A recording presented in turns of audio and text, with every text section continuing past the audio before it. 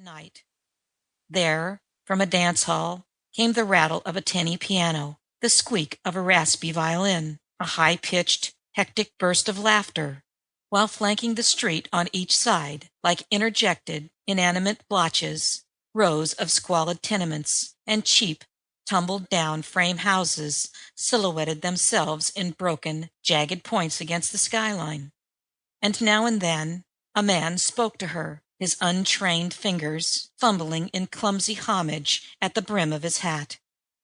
How strange a thing memory was! How strange, too, the coincidences that sometimes roused it into activity. It was a man, a thief just like the man tonight, who had first brought her into this shadowland of crime.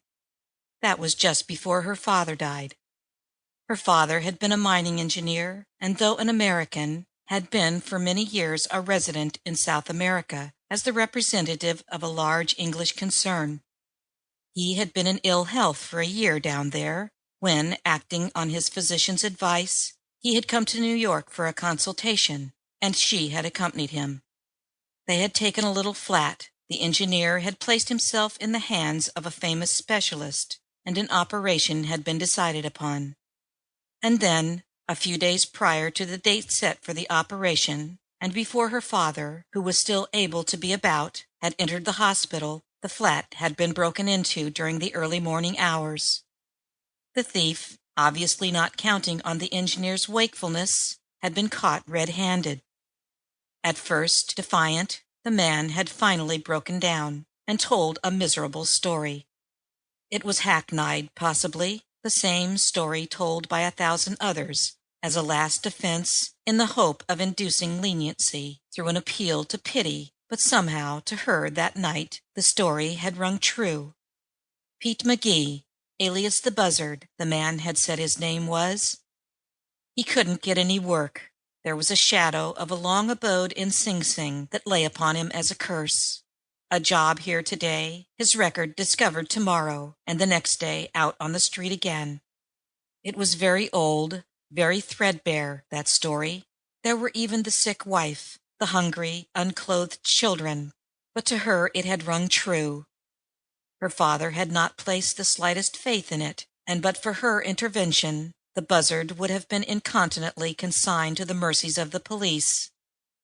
Her face softened suddenly now as she walked along.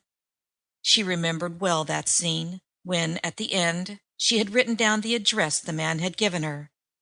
"Father is going to let you go, McGee, because I ask him to," she had said, "and tomorrow morning I will go to this address, and if I find your story is true, as I believe it is, I will see what I can do for you." "It's true, miss, so help me God," the man had answered brokenly. "You's come and see. I'll be there, and God bless you's, miss."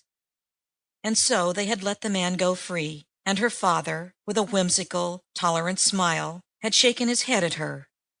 "You'll never find that address, Rhoda, or our friend the Buzzard either."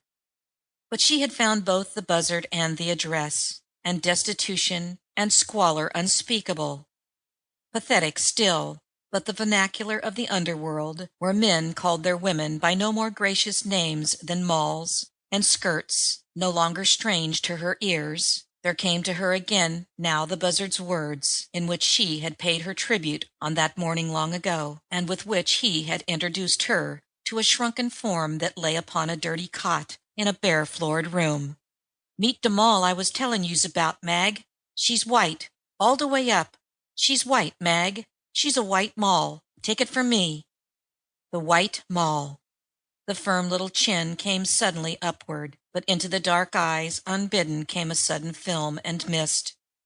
Her father's health had been too far undermined, and he had been unable to withstand the shock of the operation, and he had died in the hospital.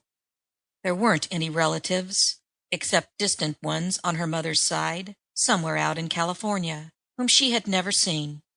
She and her father had been all in all to each other, chums, pals, comrades, since her mother's death many years ago.